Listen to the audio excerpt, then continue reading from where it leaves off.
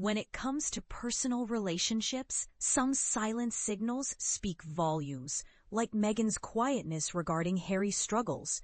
It raises questions about the strength and openness of their partnership, especially in turbulent times. And this is the part most overlook. Her silence could reflect anything from emotional distance to an unspoken backing behind closed doors. But what does it really tell us about their connection?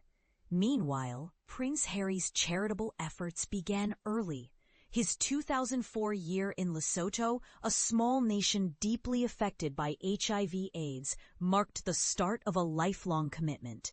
In 2006, he established Sentebale, a foundation dedicated to supporting children and families battling these issues in Lesotho and Botswana, driven by memories of his mother. Before a recent report by the Charity Commission scrutinized their operations, an investigation that has cast a shadow over their work, Harry had already decided to step back from active involvement last March. Sources say Harry is devastated by the recent revelations. What's striking is Meghan's apparent silence on the matter. No public endorsements or comforting words, at least publicly. Perhaps, behind closed doors, she's providing support in her own way. Meanwhile, Meghan marked her 44th birthday last week in a very different sphere. Her Instagram post was brief, thanking "my husband," yet conspicuously didn't mention Harry, nor was he visible in her celebratory photo. It seems she's metaphorically celebrating personally, basking in her own successes, her brand, as ever, and her Netflix projects. While Harry faces ongoing legal battles and loss of his cherished charity. In thriving partnerships, someone often acts as the anchor, lifting the other when they falter. Without that mutual support, life becomes more challenging, sometimes far less enjoyable. How do we interpret these dynamics? Is Meghan's silence a sign of a deeper disconnect? Or just her way of handling the storm? Switching gears, let's talk about the superficial yet dangerous world of cosmetic procedures, a subject that's always bubbling just beneath the surface. Every week, reports emerge of individuals suffering when unqualified practitioners perform invasive treatments like Botox, lip fillers, or Brazilian lifts in unsafe environments, homes, hotels, or pop-up clinics. It's alarming, especially when I witness clients with infections, disfigurements, or worse after procedures gone wrong. The government's recent crackdown is a step forward. Licensed professionals will now need proper qualifications, and clinics must meet stringent standards. Yet, the problem runs deeper.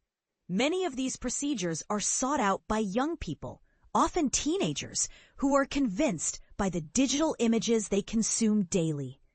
I even took a professional course in anti-wrinkle injections out of curiosity, only to be horrified by how early some of the seeking clients are. People as young as 18 and 19 are clamoring for flawless, camera-ready faces. The reality is that what they see online, often heavily edited and digitally manipulated, is not real. Still, these young individuals chase this perfect look, famously idolizing celebrities like the Kardashians, often unaware that their youthful appearance already matches the beauty ideals they chase.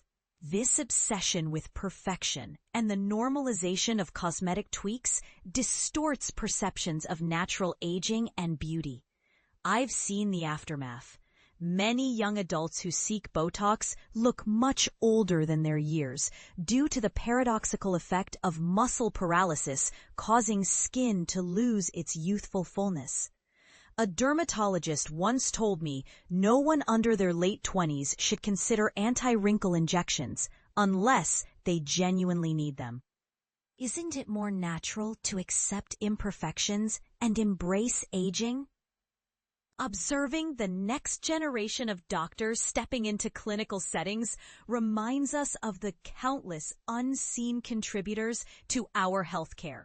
Behind every freshly minted doctor is a constellation of individuals, families, volunteers, patients who allow themselves to be part of this journey. From those volunteering during exams to patients sharing their stories or donating their bodies for training, their altruism often goes unrecognized. Their courage and patience foster the future of medicine. Without their willingness to participate, often in vulnerable or uncomfortable moments, the very fabric of medical education would unravel. And as this new wave of doctors begins their careers, it's worth remembering they owe their existence and knowledge to those who, in times of pain or suffering, chose to help, teach, and give back.